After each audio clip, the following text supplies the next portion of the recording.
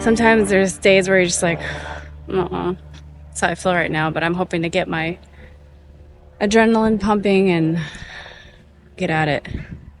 Yeah. Tomorrow's gonna be the day that we head east out, pretty much skating out of the state. So Idaho's gonna be our first state away. Let's do this.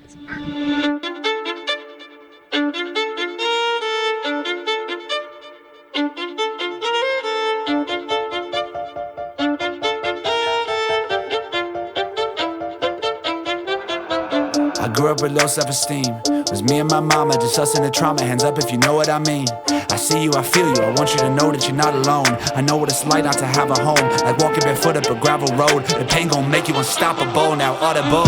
Feel like I live in the end zone, I'm the one leading the drives. The crew riding round in a benzo, red carpets when we arrive. I'll be in charge of my own fate, left the excuses behind. Now I'm the illest violinist alive. I took the pain and I thrive, but look at me now. I used to crash on the couch, now I got cash in the bank. Look at me now, she didn't want me around, now she's begging me to stay. Look at me now, nobody knew who I was, now everyone's screaming my name. Look at me now, I couldn't look at myself, now I see the mirror and say, look at me now. Look at me now. Look at me now. Look at me now. I wonder if I made you proud. Following dreams like your favorite content creator. I promise my mama I'll make it, that woman the queen. The grind of my father been embedded in me since I was a teen. Mashallah, I mean, that's what they say to me now. What you expect from the boy? I pop on their feed, they all wanna hate on me now. Why you disrespecting the boy? That's just confirmation that I'ma win. The beat getting beat up, I'm violent. I'm smooth like I'm C on the violin. I try, if I fail, I'ma try again, no denying it. I know I was built for this, I would die, I would kill for this. I showed them 1,000 times I'm about this life, I don't know how they still forget. You get a lot of people who kind of doubt you, bring those doubts, and they actually say, like, well, you know, like, well, once we see it, we'll believe it. And I'm like, okay, well, here we go. So it's been a 2-year planning process for all of us, you know, for Nate and I. Nate's my partner slash fiance, and just call my husband. And he's been there since day one to just do it up with me and to just be my supporter, be the one that's there to help throughout every second of the way.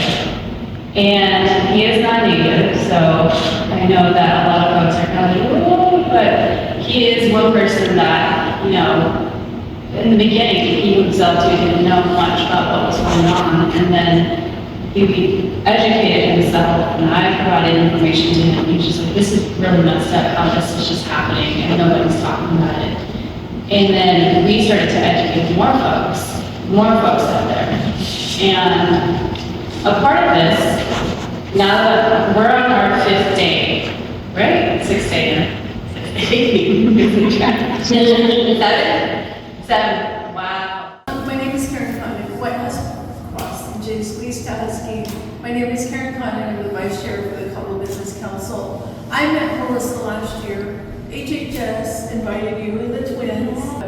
I just think that everything that you're doing is so important. But the whole issue of MMIP is so important to tribes and to the families, and providing the necessary resources so that they know where to turn, because as you've stated, it's hard to get a lot of support from your local law enforcement agency or even from the FBI. And so it's an uphill battle that these families face. And so I just wanted to let you all know that I did meet Melissa last fall, and she talked about her involvement in MMIP as well as domestic violence, which is in some cases a precursor to missing and murder. And so, you know, her message is so important, and I'm glad that you're sharing it and that you're doing this tour across the U.S. I understand how difficult it can be, and, you know, in my mind, in my opinion, you're an Iron Woman, you know, and you're on these wheels, which is significant even though they're really heavy. You know, you're carrying a heavy load. But I support what you're doing, and I really, you know, wish you the best. I will definitely go online and look at the GoFundMe information and donate towards the cause, because I think it's really important, all the work that you're doing. I think it's important for I think it's important to mention that there are other groups that also support the effort, and the more you can educate, the more everybody can educate the public on MMIP and those issues, the better we are in terms of recognizing that there are certain elements that we should be looking at when it comes to people that are missing. They're not just runaways. You know, there are reasons for people to run away, whether they're male or female. And it's not just, you know, for some whim. It's really important. And people are suffering, you know. We have kids that have been traumatized. Tribes have been traumatized, in my opinion, since time of contact. And so trying to heal from that all of these years is hard, but it's necessary. This is part of that work. So I want to thank you for everything that you're doing. Oh, sorry. We're giving you a couch, and I was always taught when you give a gift, it's your gift to give to anybody. Yeah. Maybe you'll need something along the way, and you'll wear it for a little bit, and they need it. So, yes, thank you. Yeah. Yes. And I thank you for coming, for what you're doing. You know, but we all know somebody who is either missing or been murdered. In my own family, there's missing. So you bring a lot, and that's, thank you for everything.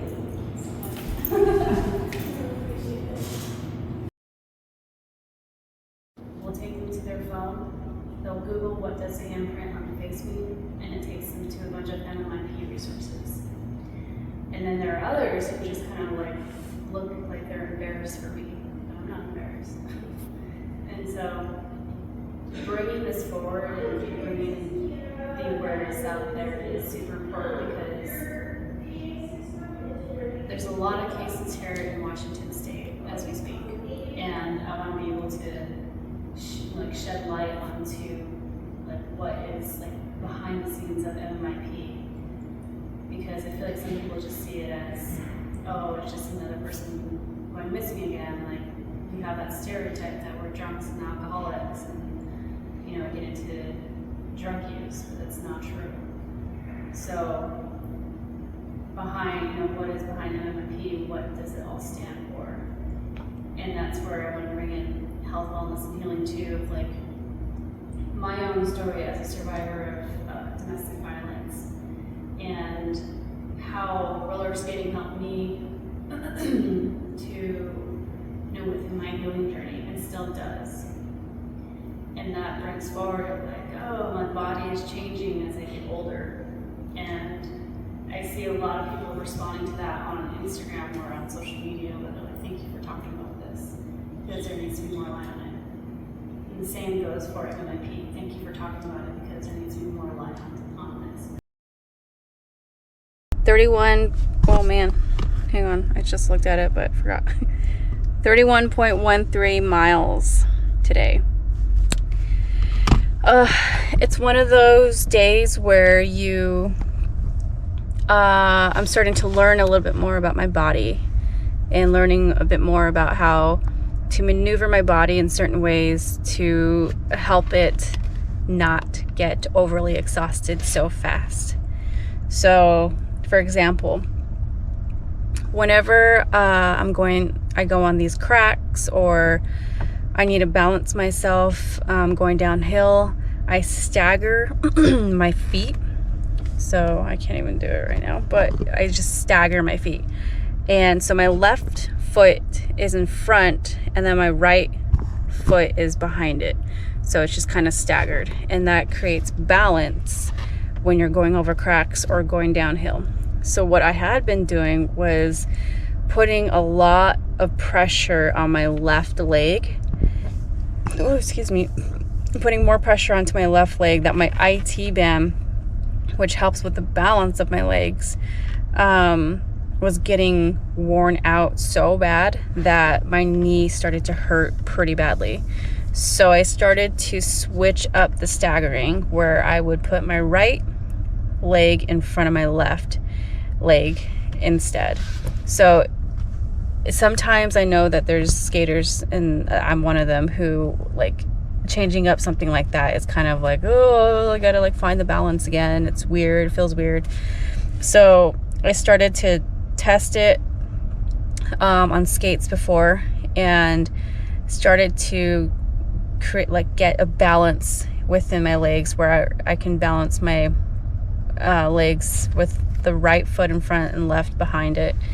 And it started to flow really nicely today, to the point where I could go downhill and over cracks with my right leg in front this time and left leg behind it. So that took off a lot of pressure from my left leg. So my right leg was like pretty fine because it's the dominant and stronger one.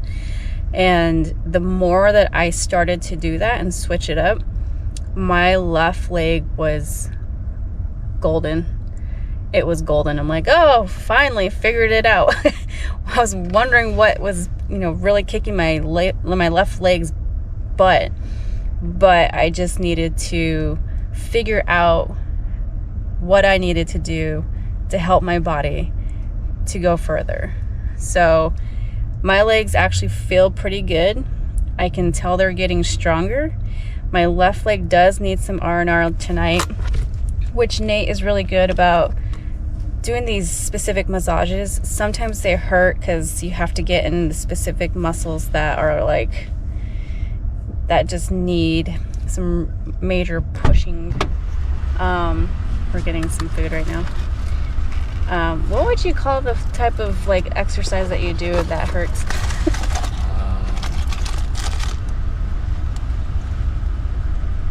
It's like manual release. Manual release? Yeah. Manual release. Or manual therapy. Manual therapy on my legs. So that makes a huge difference for my legs the next day, and my knees start to feel a lot better. So how does he know this? He is a former athletic trainer and went to school for it, sports medicine. So he knows his stuff, and I trust him. So that really makes a difference. And I felt a lot better today. I really did. In the beginning, I've noticed, I feel like a lot of runners are like this, or endurance athletes, where it takes them at least 2 to 3 miles, or maybe 4, to get into their groove.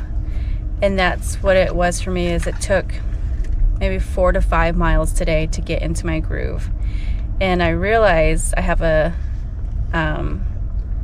certain process. I have 2 headphones that I have on me. So one are my shocks, my Pro Shocks, and then the other ones are, I don't even know what they're called. You just stick them in the ear. And so I have to use the ones that I have to stick in the ear to silence out everything. And I need that because I need to just listen to the music, just only the music, the beat of it, and like a really good song to just play and to just go with the flow. And it helps me to just get in the zone. So the one thing that sucks about these earphones that go into my ear is they only last for about an hour. So I have to, it's like a little egg that I put the earbuds back into, and it recharges. But the good thing about it is it charges pretty quickly. And then what I do is I change it up and I switch it up to my shocks. The shocks are meant to, and are made to hear everything around you. So it's not one you can hear like the beat very well or anything. It goes outside of your ear right here, and you can still hear the music, but you can hear others like going by you, or people talking to you. So when I start to, I guess you can say, drift off, or not drift off, but I start to, I start to, like, I don't want to say dark space, but I start to, what's the word I'm looking for? That's a good word. Dark space, I guess? No, you're not. I'm just in the dark space a little bit. Get out of it. Yeah, because I feel like every endurance athlete, when they go for so long, they start to get into that dark space. And usually with me, it's like, I start to just say, I don't want to do this right now. I don't want to do it anymore. I'm so tired. My legs are hurting, this and that. But I kind of do like a self-evaluation with myself in my head where I'm like, do my legs hurt? Nope, they're good. Do my feet hurt? Nope, they're good. Am I hydrated? Yep, you're good to go. I check everything on my body. And if it's all saying you're good to go, all green check marks, I'm like, just keep going. And then that's when I have to put on the other headphones to just silence everything out and just go. That is a weird car. I'm looking at a Tesla where the side doors open to the sky. Friggin' spaceships. So weird. I can't stand those cars. So anyway, sorry. And then, yeah, so I've started to really, really understand a process that will help me go further. And today it's a personal PR for this tour, which is 31.23. What did I say? I said it in the beginning. I can't remember. 31.13 miles. And I feel pretty good. I just gotta hydrate. We're starting to get down the nutrition part too. And today my stomach started to hurt a little bit because I realized that I need to have the liquid nutrition with some solids at times. So if I don't have a solid for about 2 hours, I believe, and I keep drinking it's just carbs, all it is, and water and sugar in my little pouch. And if I go 2 hours without any solids, I start to get a tummy ache. And so that's when I realize I have to drink or eat like a protein bar or something. So that started to happen in the end. And I was like, I don't have a protein bar. And yeah. So it's a process. It's learning about your body, learning what it needs during this stressful state that it's going to be in for about 4.5 hours. It did take me about 4.5 hours to complete it, which is totally fine. I had to slow down a few times to just, like, if I can feel my knee starting to get stressed out, my left side, I take it down a notch. I start going at least 7 miles an hour. And just slowing down the pace. And then once it starts to feel better, I increase it and go about 9 to 10. And if it's like a straightaway, my steps start to go a little bit, like my steps are a bit quicker. And then it starts to increase the speed and it gets up to at least 12 miles an hour. So overall good pace, but this is where I start to listen to my body and listen to what it needs and listen to what I need to do in the moment so I can keep going. If I don't listen to it and I just become that stubborn-headed then I'm going to suffer. So, yeah. Overall good day today. See what tomorrow brings. Sometimes I'm like, like, yay, did it. Oh, I got to do it again tomorrow. So here we go. Now we're gonna get some protein and some good food in. And Nate did amazing today. Ran with me. He is tired. He does a lot of stuff behind the scenes. A lot of stuff. And then there is a weird car with a bunch of like American flags on it. What does that say? For Congress?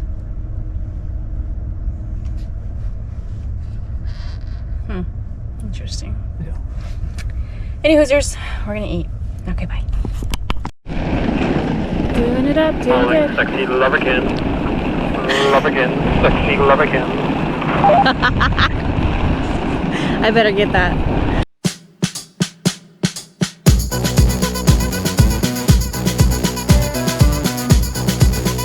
I was born down in